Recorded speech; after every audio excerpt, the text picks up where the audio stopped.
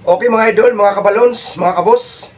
For today's video ay gagawa po ako ng isang bulaklak. So gagamit po tayo mga kabalons ng 260Q na violet. At mag-iwan po tayo ng 5 daliri po sa bandang dulo. So paano gawin? Let's start mga idol. So una mga idol, 2 finger bubble. Ikot lang po natin. Tapos 7 finger bubble mga idol. So 4, 3. Ikot lang. Balik. Tapos i-match lang natin dito mga kabos. Dito sa nauna. Para magkasing laki po yung kanilang sukat. Ikot lang. Tapos twist. So napakasimple lang ito mga kabalons. At sana inyo po itong masundan. Para makagawa po tayo ng ating sariling balloon design. So, balik tayo sa una. Tapos, ikot lang ulit. Tapos, same size.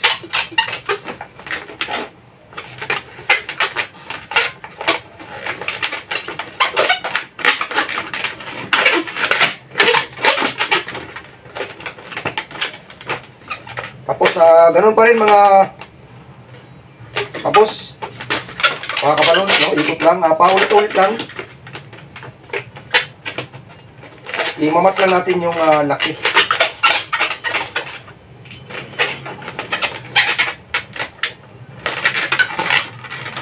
Tapos dito. Tapos buhulan po natin para hindi po mag-deplete. So ito na po siya mga kabalons. So sunod, mayroon po akong ginawang 3. So, bali siyam po itong ating magiging pinakabulaklak. So, i-connect lang po natin. Connect lang po natin dito. Dugtungin lang po natin.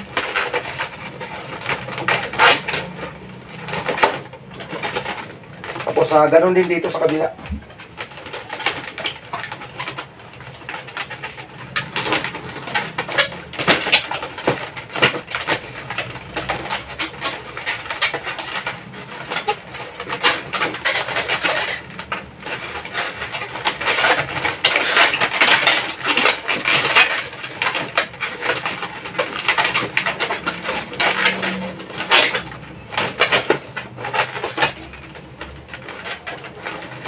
Tapos ganun din dito.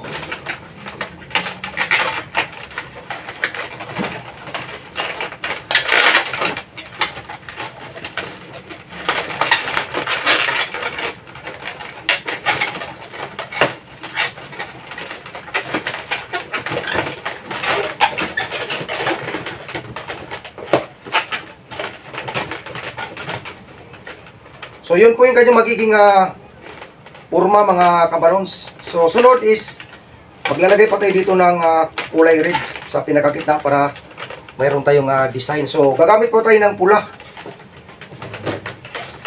So i-connect lang natin dito.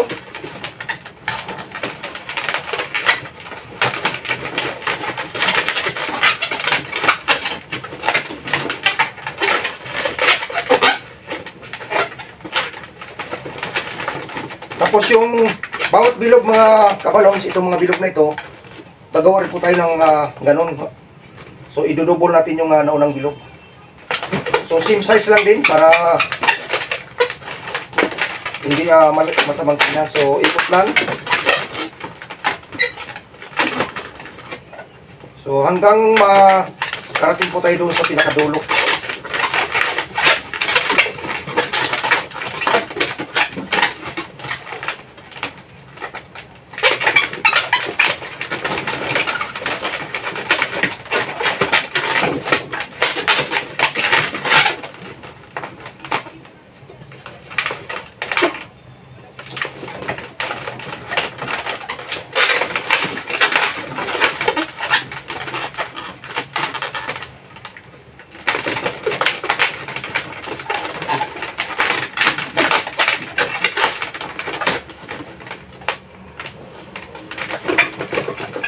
Napakasimple lang nitong gawin mga kabalons, mga idol.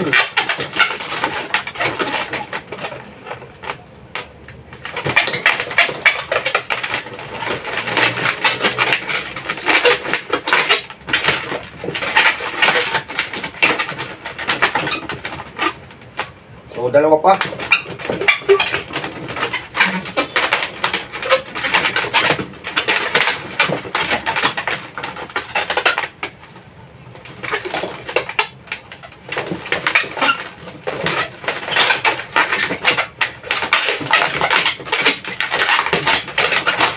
So hindi na po natin ito kailangan. Tapos dito mga idol, yung pinakadulo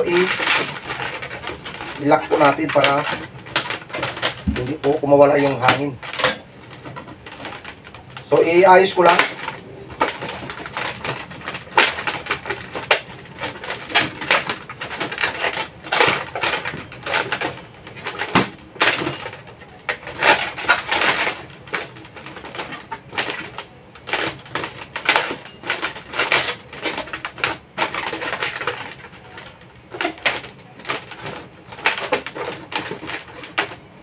So ito na po mga idol, mga kabalons, yung kanyang purma.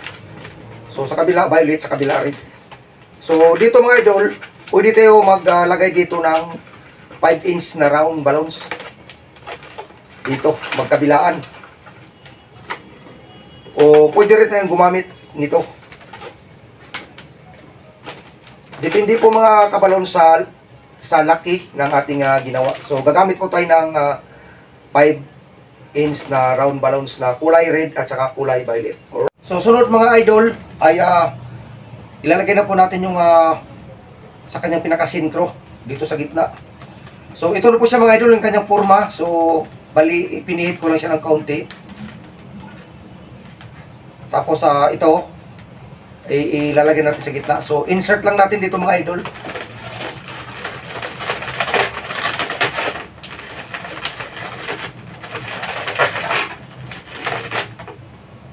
So ayan po mga idol ang ating flower design balloons. So ayan po mga kabalons, mga idol, mga kabos, ang katatapos ko lang ginawa na flower design balloons.